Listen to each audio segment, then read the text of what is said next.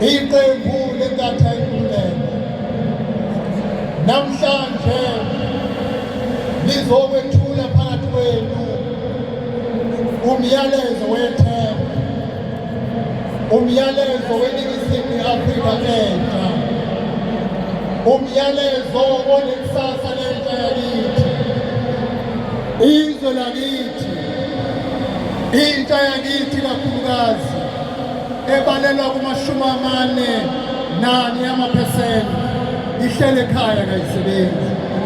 Ubugebengu kuyazenzela kubantu bakithi, abesifazane, izingane abakwazi ukuhamba emgwaqeni bephephile ngenxa yobugebengu. I-load shedding has destroyed our community. Osomabhizinisi bakithi abancane baphoqelekile ukuvala amabhizinisi abo ngenxa ye-load shedding. Namhlanje-ke iqembu le-IFP lizokwethula phakathi kwenu amaphuzu ali-13 okuyiwona azoba isixazululo kwinkinga eyibhekene neNingizimu ne-Afrika. Okokuqala esizokwenza ukudala amathuba emisebenzi. Yonke intsha ngaphansi kahulumeni wasekhaya iyovuka ekuseni iyofuna umsebenzi ibuye ntambama iwutholile. Yonke intsha engama-graduates ehlele ekhaya sizokwenza isiqiniseko ukuthi bathola isibonelelo semali engu-R3,000 kuze kube bathola umsebenzi. Yonke intsha engama-graduates siyokwenza isiqiniseko ukuthi ifakwe ngaphansi ngomasipala, uhulumeni wesifundazwe nohulumeni omkhulu bathole ukuqeqeshwa ngesikhathi belungiselelwa ukuthi bathole amathuba omsebenzi.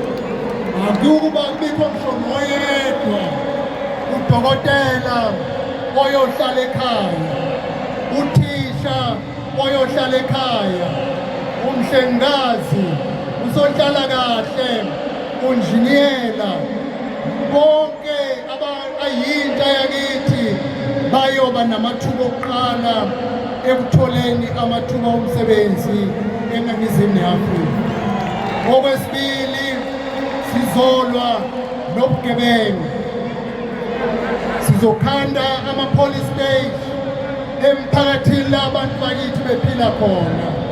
Sizoqasha amaphoyisa amaningi ngokwenele ukuba akwazi ukubhekana nobugebengu ngqo, ukuze umphakathi wakithi, izingane nabesifazane bakwazi ukuhamba bekhululekile ngaphandle kokwesaba igebengu.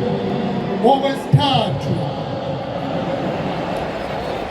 mayelana nabantu abavela emazweni angaphandle, iqembu le-IFP likholelwa ukuthi iNingizimu ne-Afrika yizwe labantu base-South Africa.